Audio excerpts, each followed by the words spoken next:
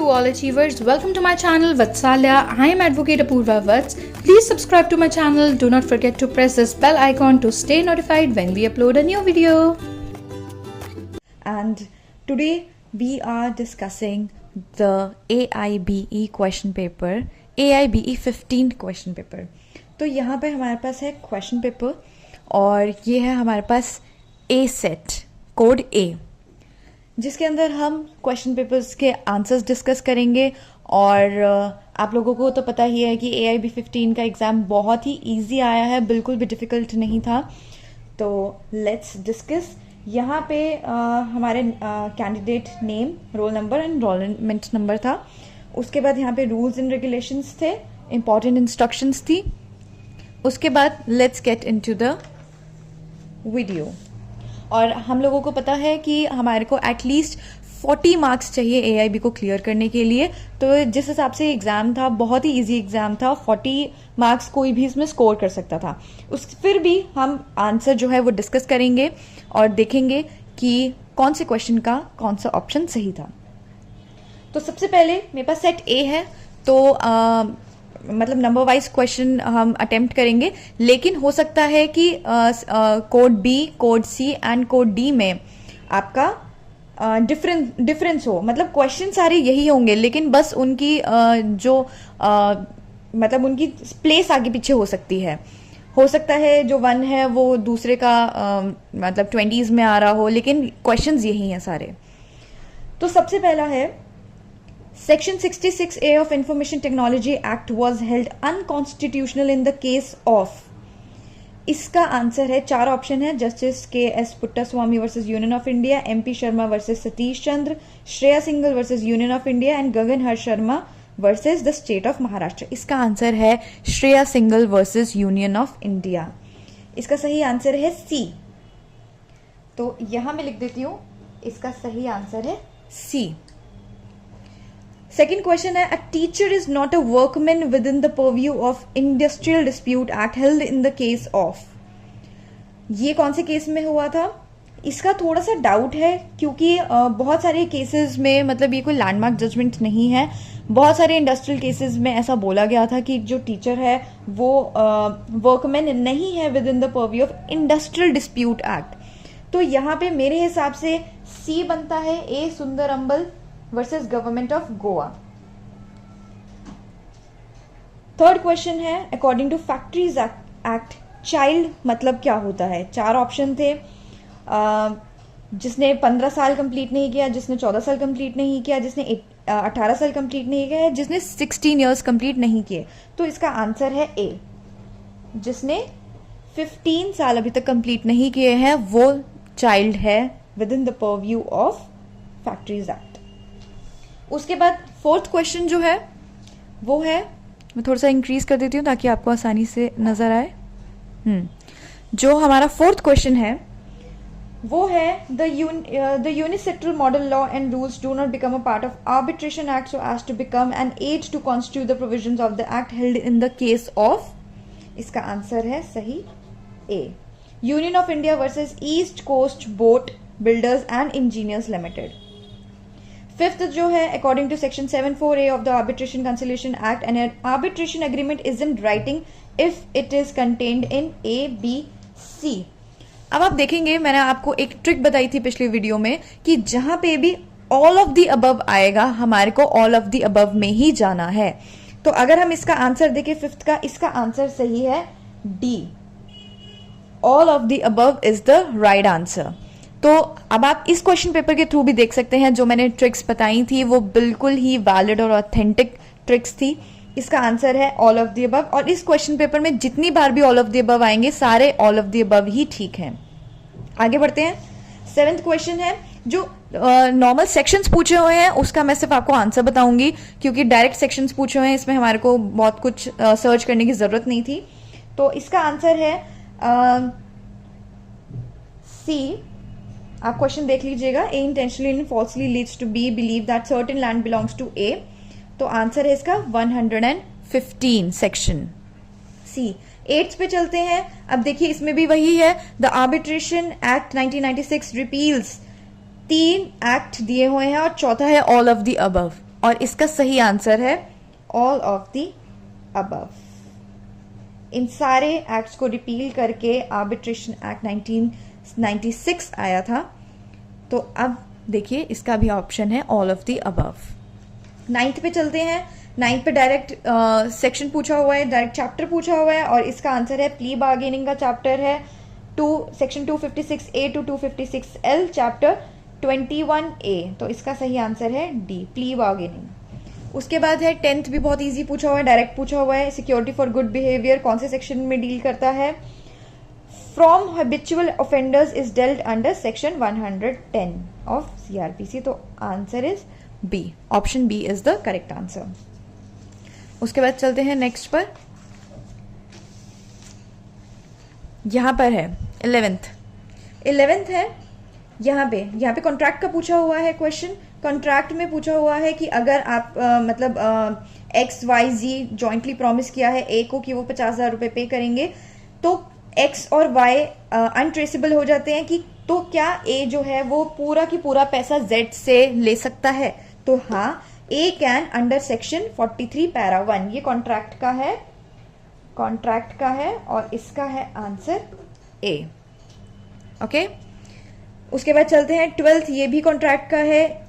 ये बेलमेंट के बारे में एक एग्जाम्पल दिया हुआ है कि अगर हम मतलब डिलीवरी ऑफ गुड्स है, मतलब ऐसा करके एग्जाम्पल दिया हुआ है, तो इसका आंसर है बी, बेलमेंट। उसके बाद है 13। यहाँ पे SRA का पूछा हुआ है, अमेंडमेंट पूछी हुई है। सेक्शन 14 है inserted by the specific relief amendment act 2018 relates to. इसका आंसर है A, power of the courts to engage experts. तो इसका आंसर है ए। 14 पे चलते हैं। बहुत ही डायरेक्ट क्वेश्चन पूछा हुआ है, parliament by law establish administrative tribunals under article 323A। तो इसका आंसर है बी, 14th का। 15th का है, बिल्कुल डायरेक्ट क्वेश्चन पूछा हुआ है, सेक्शन पूछा हुआ है, the bar council of India has to lay down the standards of professional conduct and etiquette for the advocates under section 71B of advocate act. इसका आंसर है बी, इसका आंसर है बी। उसके बाद चलते हैं 16th पर। 16th जो है इसमें भी डायरेक्ट पूछा हुआ है कि सेक्शन 49 क्या कहता है? तो सेक्शन 49 A, B, C तीनों चीज कहता है और इसका ऑप्शन डी है answer, all of the above. अब आप फिर से देख सकते हैं कि जहां पे ऑल ऑफ द अबव आया है वहां पे ऑल ऑफ द अबव ही सही है। तो इसका आंसर है डी। उसके बाद है 17। ये बहुत ही इजी पूछा हुआ है कि वैलिड अडॉप्शन की जो असेंशियल्स हैं वो कौन से में दी हुई है? सेक्शन 6 में। तो इसका आंसर है ए। अब 18th पे चलते हैं। 18th जो है वो कहता है, अब फिर से मतलब मैं आपको कितने एग्जाम्पल्स दूं, दोबारा से ऑल ऑफ द अबव आया है और इसका भी answer all of the above ही है। तो इसमें है women according to Muslim women protection of right marriage act 2019। इसमें है तीनों चीजें, अगर किसी ने भी इसका वॉयलेशन किया तो उसको, ये पहली बात तो पहला वॉइड है, कॉग्निजेबल है और कंपाउंडेबल भी है। तो इसका ऑप्शन है D, all of the above. 19th पे चलते हैं। Hindu succession amendment act 2005 provides for women. इसके अंदर भी देखिए 3 ऑप्शन है, कोपासनी राइट्स, उसके बाद है बी है इनहेरिटेंस, सी भी है और D all of the above है। तो answer is D, all of the above. उसके बाद 20th पे चलते हैं। सेक्शन 25 डायरेक्ट क्वेश्चन पूछा हुआ है, वो किसकी बात करता है? परमानेंट एलिमनी की। तो answer B is the correct answer. फिर 21 पे चलते हैं। 21 डायरेक्ट क्वेश्चन पूछा हुआ है कि हिंदू वाइफ है, अगर वो अपने हस्बैंड से अलग रह रही है काफी सालों से, तो वो कौन से सेक्शन में है? Section 18(2)A of Hindu adoption and maintenance, HAMA के सेक्शन 18 में। तो option C is the correct answer. 22nd पे चलते हैं। 22nd डायरेक्ट पूछा हुआ है, section 35A of CPC, CPC का है। CPC में पूछा हुआ है imposition of compensatory cost in respect of false and vexatious claims. तो answer B is the correct answer. 23rd में है, डायरेक्ट पूछा हुआ है कि सब्सटीट्यूटेड सर्विस ऑफ समन्स कहाँ पे है? तो ऑर्डर 5 रूल 20 में है। Answer C is, option C is the correct answer. 24th है, the question is whether A owes B rupees 10,000, which of the following statement are relevant under the Evidence Act? तो इसका भी option D correct है, all of the above. Option D. 25th है, direct question पूछा हुआ है कि so much of such information whether it amounts to a confession or not as relates distinctly to the fact thereby discovered by the police may be proved under section 27 of the Evidence Act. Option C is the correct answer. Direct question पूछा हुआ है, section 45 experts की बात की हुई है, तो section 45 option B is the correct answer. उसके बाद है इन्वायरमेंट का पूछा हुआ है कि इन्वायरमेंट लॉ से पूछा हुआ है कि according to environmental protection act 1986 environmental pollutant means, option C is the correct answer, any solid, liquid or gaseous substance present in such concentration as may be or tend to be injurious to the environment. तो option C is the correct answer. 28 चलते हैं. National green tribunal can not exercise its jurisdiction with reference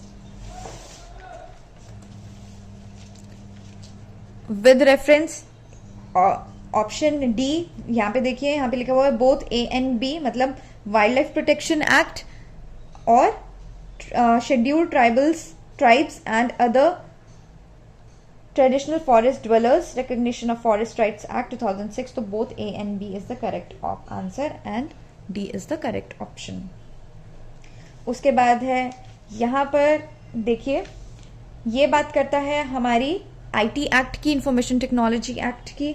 जैसे an attempt, मतलब अगर आपकी कोई credentials लेता है, जैसे फेक कॉल्स आती हैं और बैंक अकाउंट से पैसा ट्रांसफर हो जाता है उन फेक कॉल से, तो उस सिस्टम को क्या कहते हैं? उसे कहते हैं fishing. Option C is the correct answer. 30 है प्ली बार्गेनिंग. बहुत इजी पूछा हुआ है. प्ली बार्गेनिंग कौन से ऑफेंस में एप्लीकेबल होता है? तो वो है एटलीस्ट 7 years, तो होना ही चाहिए. तो ए इज द करेक्ट ऑप्शन. उसके बाद यहाँ पे केस पूछा हुआ है, केस लॉ पूछा हुआ है CRPC का, और ये बिल्कुल भी लैंडमार्क नहीं है. मतलब कुछ क्वेश्चंस ऐसे देते हैं जो थोड़े ट्रिकी होते हैं और मोस्टली नहीं पता होते हैं, तो हम कुछ क्वेश्चंस को तो लेफ्ट आउट भी कर सकते हैं. मुझे इसका आंसर लग रहा है Nalini versus Tamil Nadu, but I am not sure, may be, but मेरे हिसाब से option A is the correct. उसके बाद है इंडेमनिटी कॉन्ट्रैक्ट. कॉन्ट्रैक्ट का फिर से पूछ लिया इन्होंने. 32 क्वेश्चन नंबर सीधा पूछा हुआ है, इंडेमनिटी कॉन्ट्रैक्ट कहाँ दिया हुआ है? तो section 124 of Indian contract act में. Option A is the right answer. यहां पे 33 की हम बात करें तो 33 में है Peek versus Gurney is a famous case related to. यहाँ पे मुझे लग रहा है इन्होंने मिस्टेक की है, ये मिसरिप्रेजेंटेशन का केस है, लेकिन यहाँ पे अगर कोई ऑप्शन नहीं था तो fraud is the correct answer, because fraud और मिसरिप्रेजेंटेशन ही एक दूसरे की स्पीशीज है, तो इसलिए आंसर इज फ्रॉड बी. उसके बाद है 34 डायरेक्ट क्वेश्चन पूछा हुआ है कि कौन से प्रोविजन में प्रोसीजर दिया हुआ है जहां पे मजिस्ट्रेट रिकॉर्ड कर सकता है कन्फेशन को. तो answer is 164 section. Option B is the correct answer. अगला भी बहुत ही इजी पूछा हुआ है, सेक्शन पूछा हुआ है 35 का. Attachment of property of person absconding can be done under section 83 of CRPC. Answer is option A. उसके बाद है magistrate may dispense with personal attendance of accused under section 205 of CRPC. Option C is the correct answer. बिल्कुल direct sections पूछे हुए हैं. उसके बाद है यहाँ पे 37 है कि ट्रांसफॉर्मेटिव कॉन्स्टिट्यूशनलिज्म का जो प्रिंसिपल है वो कौन से केस में इन्वोक किया था सुप्रीम कोर्ट ने? तो answer is A, Navtej Singh Johar versus union of India 2018 में किया था. 38 है the provision of IPC apply also to any offence committed by. ये भी देखिए 3 ऑप्शन दिए हुए हैं, A, B and C और D option all of the above, and the correct answer is D, all of the above. 39 है, बहुत ही direct पूछा हुआ है. Section 105H of CRPC deals with forfeiture of property in certain cases. तो answer is option A.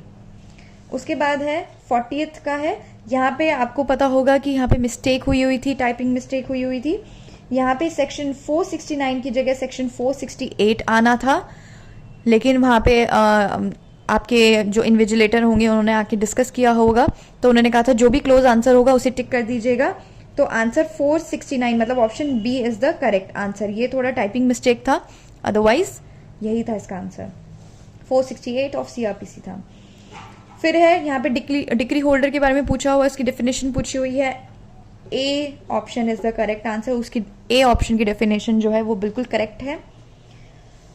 42nd है, under the patent act which of the following are not patentable. तो option A, B and C are not patentable, तो answer is option D, all of the above. अब आप देख सकते हैं हमने कितने सारे क्वेश्चंस जो हैं वो ऑल ऑफ द अबव वाले ठीक किए हैं, और जो हमारी ट्रिक थी वो यहाँ पे काम आई कि जहां पे भी ऑल ऑफ द अबव आएगा वही आंसर होगा। 43rd है, world intellectual property organisation has replaced pre existing. तो ये जो है इसके आंसर में थोड़ी कंफ्यूजन है, तो मेरे हिसाब से GATT है, बट कईयों के हिसाब से BIRPI भी है, तो इसमें थोड़ी कंफ्यूजन है, तो मुझे लगता है इसको लेफ्ट कर देना चाहिए। उसके बाद है ये 44, Anuradha Bhasin versus union of India किस बारे में बात करता है। तो जो जम्मू एंड कश्मीर में जो ऑर्डर्स हुए थे कि वहां पे कम्युनिकेशन और इंटरनेट जो है वो बंद हो जाएगा, हर तरह का मोड बंद हो जाएगा, तो उसके ऑर्डर को सेट असाइड करने के लिए इस केस में बात की गई थी, तो option A is the correct answer. अब हम 45 पे चलते हैं। सेक्शन 66A वही सेम पूछा हुआ है, तो इसका आंसर है Shreya Singhal versus union of India, option D is the correct answer. 46 है, article 145 clause 3 of Indian constitution, वो क्या करता है कि जहां पे भी सब्सटैंशियल क्वेश्चन ऑफ लॉ होगा तो उसमें मिनिमम कितने जजेस होंगे, तो 5 जजेस होंगे, तो option C is the correct answer. 47 पे चलते हैं। The utility of public interest litigation किस चीज को मतलब क्या करता है, तो उसने लिबरलाइज किया है लोकल स्टैंड आई को। The proceedings are non adversarial, procedural requirements are liberalise, तो all of the above, D option है ऑल ऑफ द अबव। अब चलते हैं नेक्स्ट पर।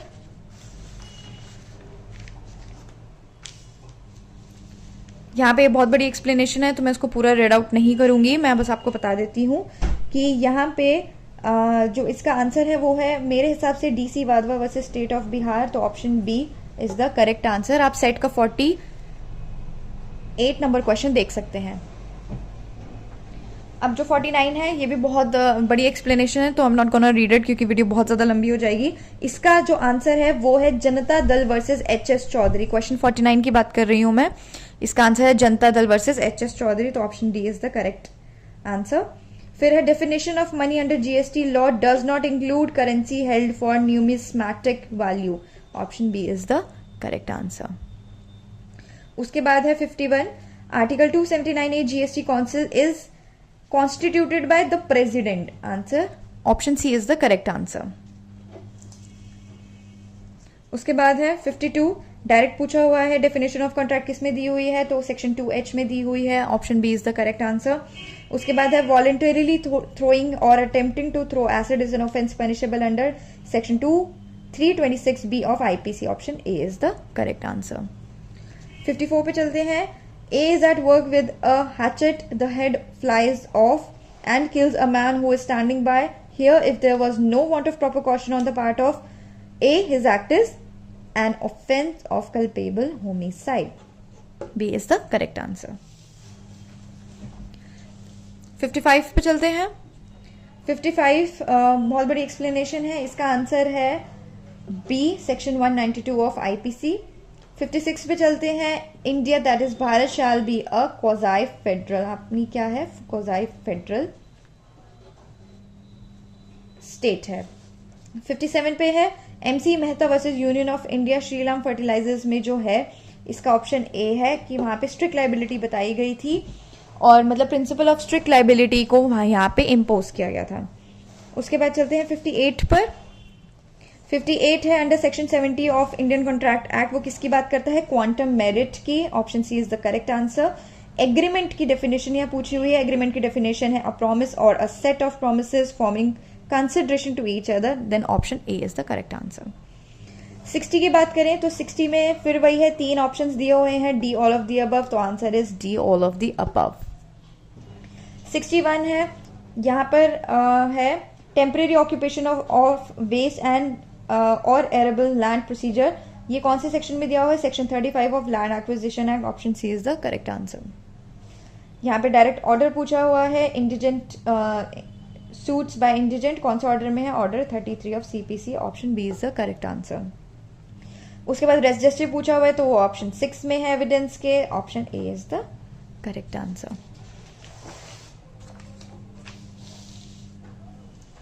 64 पे चलते हैं।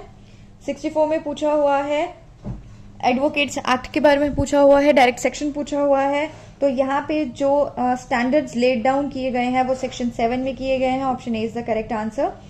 उसके बाद यहाँ पे है 7 लैम्प्स ऑफ एडवोकेसी, क्या है? B honesty, courage, industry, wit, eloquence, judgment and fellowship, option B is the correct answer. 66 है minimum number of directors in a public company, 3 minimum directors होने चाहिए, option A is the correct answer. उसके बाद चलते हैं 67 पे, associate company कौन सी होती है? A company in which that other company has a significant influence but which is not a subsidiary company of the company having such influence and includes a joint venture company, option B is the correct answer। 68 पर चलते हैं।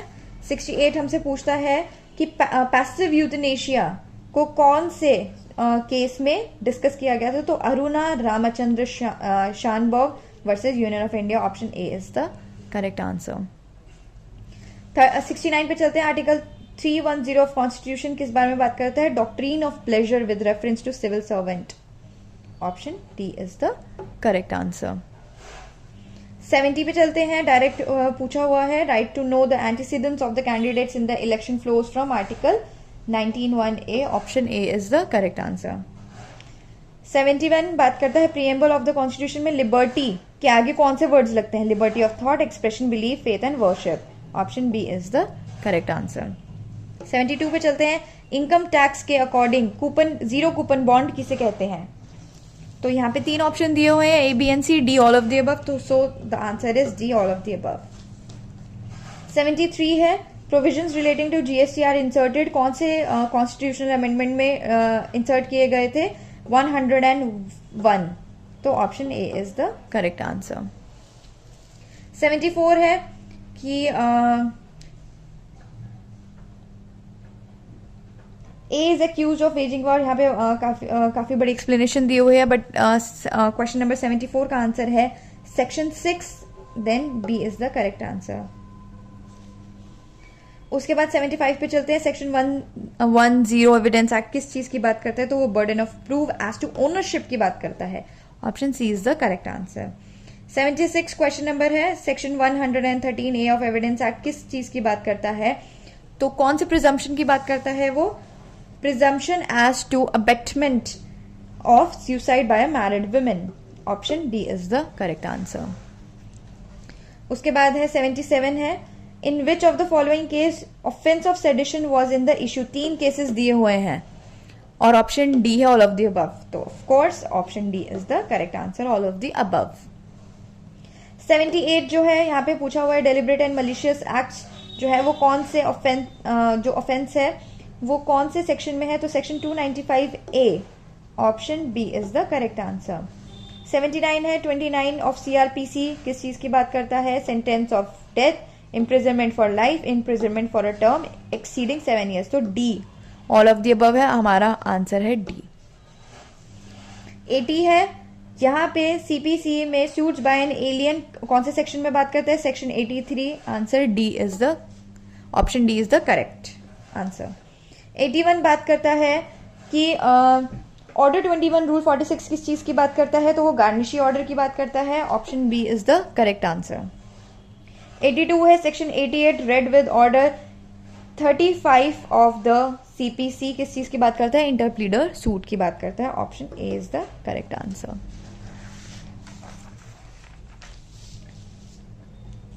Question number 83। Question number 83 है vis major means act of God, तो answer option A is the correct answer. 84 जो है classical doctrine of act of state in law of tort means, option A is the correct answer, an act of the sovereign power of the country that cannot be challenged, controlled or interfered by the municipal courts. 85 जो है, question number 85 है, in torts all person who aid or counsel or direct or join in the committal of a wrongful act are known as joint tort feasors. Option B is the correct answer. 86 है, MC Mehta versus union of India Shriram food and fertiliser case में कौन सी किस चीज के बारे में बात की गई थी? तो ओलियम गैस लीक के बारे में बात की गई थी। Option A is the correct answer. 87 है, AK Kraipak versus union of India कौन से केस से रिलेटेड है? ये डेलीगेटेड लेजिस्लेशन से रिलेटेड है। Option B is the correct answer. Judicial control of delegated legislation may be exercise on the ground of A, B, C, D है all of the above. Of course हमारा answer होगा D, all of the above. 89 पे चलते हैं। The principle of res judicata कौन से section में दिया हुआ है? सीपीसी के सेक्शन 11 में दिया हुआ है। आंसर सी। सेक्शन 14 सीपीसी किस बारे में बात करता है? Presumption as to foreign judgments. Option B is the correct answer. 91 पे चलते हैं। 91 में है, A residing in Delhi publishes in Kolkata statements defamatory of B, B may sue A either in Kolkata or in Delhi. Option D is the correct answer. 92 पे चलते हैं। 92 है, mere illegality of the strike does not per se spell unjustifiability। ये justice Krishna Iyer ने कौन से case में कहा था? ये कहा था Gujarat steel tubes versus Gujarat steel tubes Mazdoor Sabha. Option C is the correct answer. यहाँ पे 93 क्वेश्चन नंबर पे चलते हैं। ये बहुत बड़ी सी एक्सप्लेनेशन है। इसका ऑप्शन है, आंसर है option A, dismissal, discharge and retrenchment. Option A is the correct answer. अब 94 पे चलते हैं। 94 हमसे पूछता है, national consumer dispute redressal commission कौन सी ईयर में कॉन्स्टिट्यूट किया गया था? ईयर 1988 में किया गया था। Option A is the correct answer. 95 है, यहाँ पे लिमिटेशन पीरियड पूछी गई है, जब कि आप कितने टाइम में किसी भी फोरम में, कंज्यूमर फोरम में आप जा सकते हैं अपना केस लेके। तो 2 years from the date on which the cause of action has arisen. Option D is the correct answer. 96 है, सेक्शन 82 पूछा हुआ है ऑफ आईपीसी। तो वो बात करता है, अगर 7 साल से कम के बच्चे ने कोई ऑफेंस किया हुआ है तो वो माननीय नहीं है। तो ऑप्शन बी। 97 है, R versus Dudley and Stephens stands for the principle that. Option C is the correct answer. Killing out of mercy is the defence and necessity can not be pleaded as a defence against murder. तो option C is the correct answer. 98 पे चलते हैं। On and from the commencement of the Hindu succession act 2005 in a joint Hindu family governed by the Mitakshara law conferring on daughter Kopasni status by substituting new section for a section 6A. Option A is the correct answer. अब 99 पे चलते हैं। 99 पूछा हमने, section 5 किस चीज की बात करते हैं? कंडीशंस ऑफ हिंदू मैरिज की। बहुत इजी सवाल है। Option D is the correct answer. A marriage between a girl of 22 years marries a maternal uncle's son of 23 years in accordance with the Special Marriage Act. Such marriage is void. Option C is the correct answer. Void क्यों? क्योंकि वो first cousin हो गया और first cousin में हिंदू में शादी allowed नहीं है। तो ये हो गया within the prohibited degrees. Option C is the correct answer. तो देखिए, हमने पूरा क्वेश्चन पेपर डिस्कस कर लिया है। अब आखिर में मैं आपको एक इमेज जो है वो यहाँ पे अपलोड करूंगी, जहां से आप सारे के सारे क्वेश्चन के साथ ऑप्शंस जो हैं वो ले सकते हैं। तो गाइस, बहुत ही इजी एग्जाम था, बिल्कुल भी मुश्किल नहीं था। बहुत सारे क्वेश्चंस तो बहुत ज्यादा ही डायरेक्ट थे, सीधा सेक्शंस पूछे हुए हैं, और सिर्फ कुछ ही केसेस थे, वो भी काफी सारे तो लैंडमार्क ही केसेस थे। बस कुछ थे जो उन्होंने पेपर को ट्रिकी करने के लिए थोड़े से इनफॉर्मल केसेस यहाँ पे दे दिए हैं। तो गाइज, आई होप आप लोगों का एग्जाम अच्छा गया हो, और 40 मार्क्स लाना तो बहुत ही इजी है क्योंकि पेपर बहुत ही इजी आया था। एंड आई होप आप सब लोग पास हो जाएं, और all the best for the result. और इसी तरह से वीडियोस को देखते रहिए, और जो भी आपकी क्वेरी होगी हम आपको हर वीडियो में सॉल्व करते रहेंगे। और हमेशा अचीव करिए जो भी आप जिसके लिए अभी आप मेहनत कर रहे हैं। And all the best guys, thank you for watching my video. और अगर आपको वीडियो पसंद आई है, अगर आपको हमारा कंटेंट पसंद आता है तो चैनल को सब्सक्राइब जरूर कीजिएगा, वीडियो को लाइक और शेयर भी जरूर कीजिएगा। Thank you guys, thank you so much for watching, bye bye.